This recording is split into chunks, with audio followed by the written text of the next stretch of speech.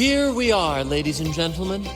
Allow me to present to you our sanctuary, a haven for all the surviving fools at the edge of the world.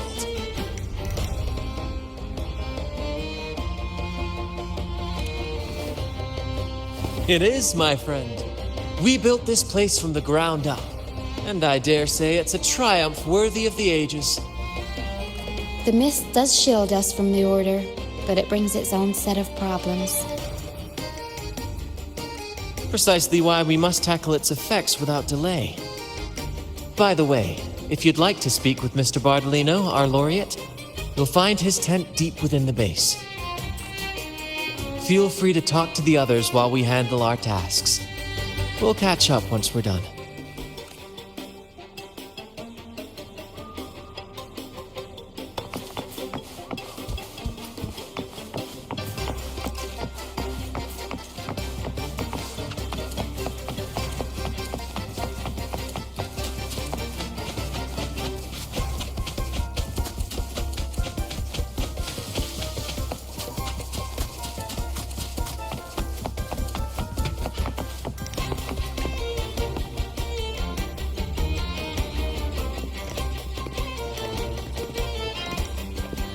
Relax, young man.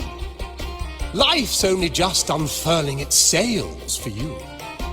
Why sit there like one of those dour statues in the Order's halls? Don't be afraid to show a little spark. I was just thinking about my future. Is Raguna truly lost to me forever? Some have found their way back, but under the Order's watchful eye. Is that really what you want? A life without freedom? Listen, you don't need a grand stage to leave your mark. A true Raganese can turn even a ragged tent into the finest theater. That's what I'm preparing to do. I might be an old man now, but don't let that fool you. I was once crowned with the laurel, you know. You? Are you Mr. Bardolino? In the flesh. Ha ha ha ha! As I took my final bow on stage, a bright light pierced through the clouds, shining down from the sky. And then, a radiant laurel descended upon me, and I heard a voice. It was the Sentinel's voice, ringing in my head. I asked them a question that had puzzled me since childhood. The ultimate philosophical riddle. What should I eat tonight? And they answered. The body is the temple of the mind. To keep your mind sharp, do consume healthy food, such as the loris salad. But why loris salad? I was baffled, and the meaning still eludes me to this very day. I've never been quick-witted, though, and the Order's doctrines never quite took hold. Acting, however, that is where my true passion lies.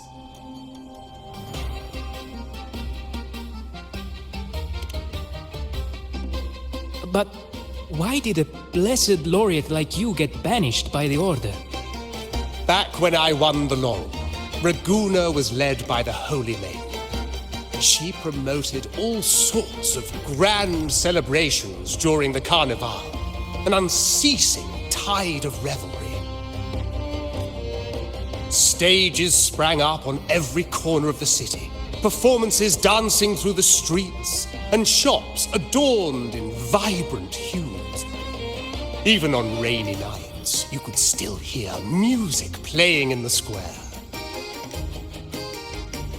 Some performers wove their critiques into their acts. Sharp as she was, the Holy Maiden noticed. She refined city policy with each whisper of dissent. Those were the golden days, my friend.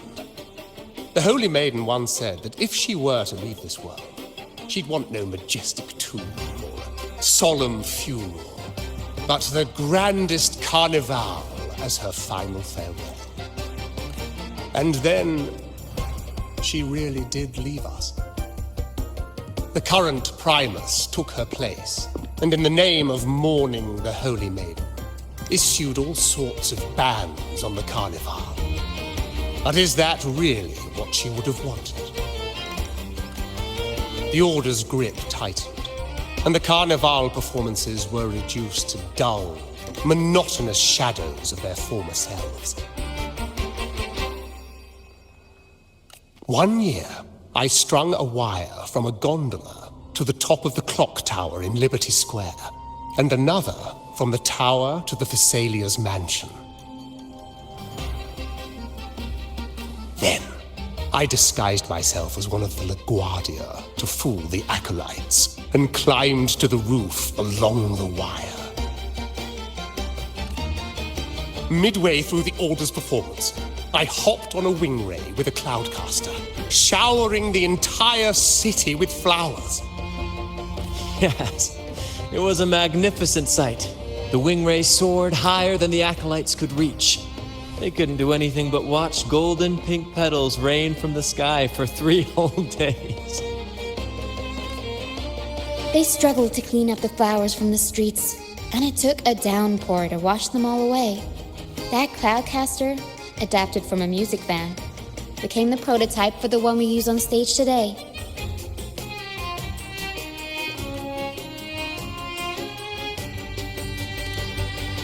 But that's all in the past. To this day, I'm still not sure what crime they pinned on me. Maybe walking the wire without protection?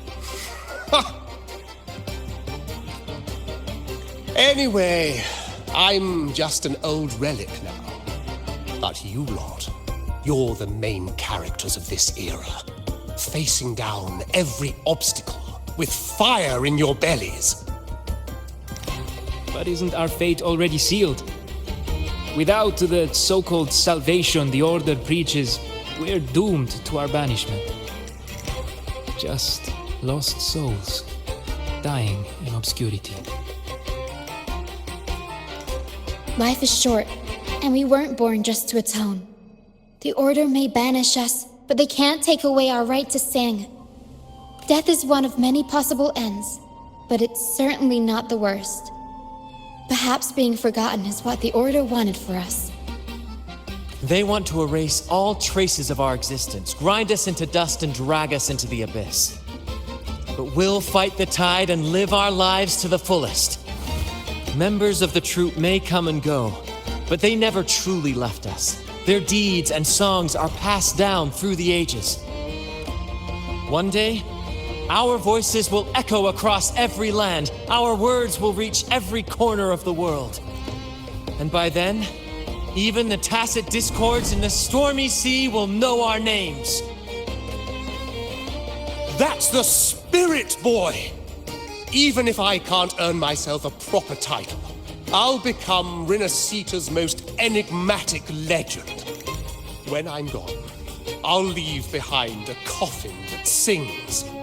Or maybe turn into a lark, singing every day and night.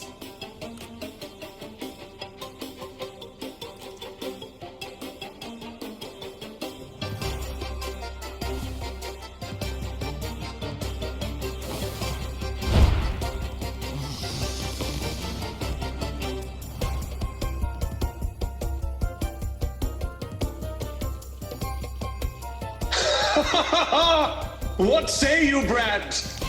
Do you like this stage design? It could be used for this year's carnival. Our little chat reminded me of those good old days. So why not relive that scene I just mentioned? I still remember that famous line. Even without wings, we can still soar to the heavens. Now that you mention it, that is a very good question. Please don't mind him. We like our performances big and bold, after all.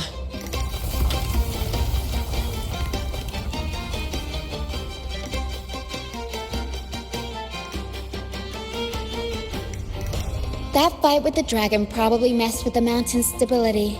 If Bartolino keeps moving around up there, it could get dangerous. We need to find a way to get him down, and fast. We might need your help with this. Taro should have some useful items in her box.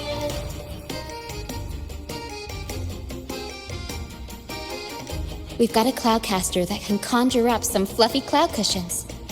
They'd make the perfect stairs to reach Mr. Bartolino, or catch him for a soft landing. But some of its parts have been borrowed by other troop members.